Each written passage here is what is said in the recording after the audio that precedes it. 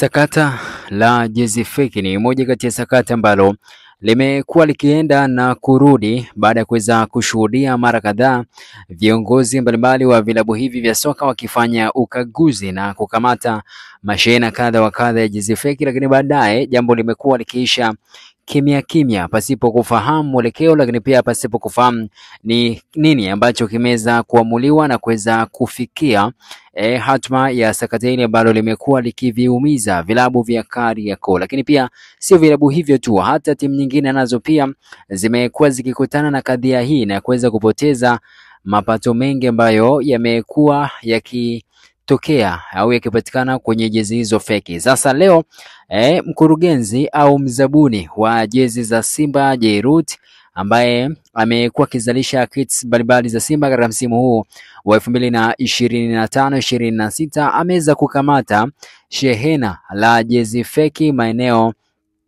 ya Ilala Bungoni baada ya kuweza kufanya ukaguzi wa jezi feki kwenye moja kati ya magodown ambayo yanapatikana maeneo hayo. Unajua, Jairut ni moja kati ya watu ambao walisema wataweza kufanya makubwa sana kwa upande wa wekundu wa Msimbazi Simba, na moja kati ya ahadi zake ni pamoja na kuhakikisha Simba inatumia brand ambayo ni kubwa, lakini pia inaendelea kukuza chapa yake kupitia brand mbalimbali ambazo atakuwa anazitengeneza kutokana na zabuni ambayo amekuwa akiitengeneza kwa upande wa Simba. Unajua, vilabu mbalimbali vya soka vimekuwa vikitegemea mauzo ya jezi kwenye kujipatia mapato, lakini pia viingilio mbalimbali ambavyo vimekuwa vikipatikana kwenye mechi ambazo wanazihodhi, lakini pia bila kusahau dhamini mbalimbali ambazo zimekuwa zikiingia kati ya klabu, lakini pia kati ya hizo biashara ambazo zimekuwa zikitia mkwanja kwenye vilabu hivi vya soka. Na moja kati ya biashara kubwa ambayo imekuwa ikitazamwa na wengi ni pamoja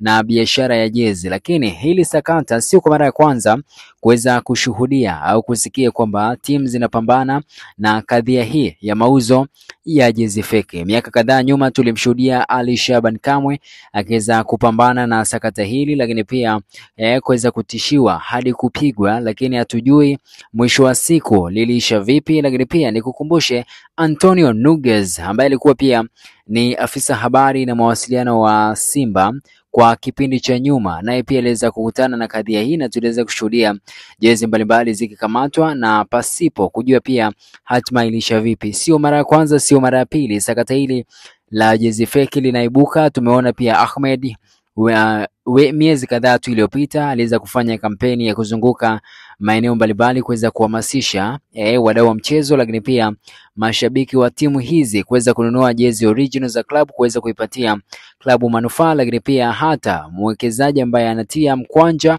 kwenye kutengeneza kits za timu naye pia anaweza kufaidika na kile ambacho amekuwa akikifanya. So ndo hivyo, bado mambo ni magumu, bado mambo hayajaweza kunyoka kwa upande wa zabuni wa jezi hizi, lakini pia kwa upande wa wauzaji wa jezi, kwa kuwa bado kilio ni kile kile, zinakamatwa jezi feki, afu bado pia hatujui makatazo. Lakini pia tumesikia mara jezi zilichomwa moto, lakini pia tukushuhudia uwazi kwenye hilo. Ni mambo mengi ambayo wamekuwa yakiendelea kwenye utengenezwaji wa jezi hizi feki. So tunatamani tuweze kushuhudia hatua kali za kisheria ziweze kuchukuliwa kwa watu ambao wamekuwa wakiagiza jezi hizi feki na kuweza kupelekea vilabu vyetu kutokupata mapato sahihi, lakini pia wazabuni kuendelea kupata hasara kwenye kile ambacho wamekuwa wakitegemea kupiga faida kwenye matumizi, lakini pia kwenye utengenezaji wa jezi original zenye chapa OG ya vilabu hivi vya timu. Ndio maana pia Jairut kuna baadhi ya ahadi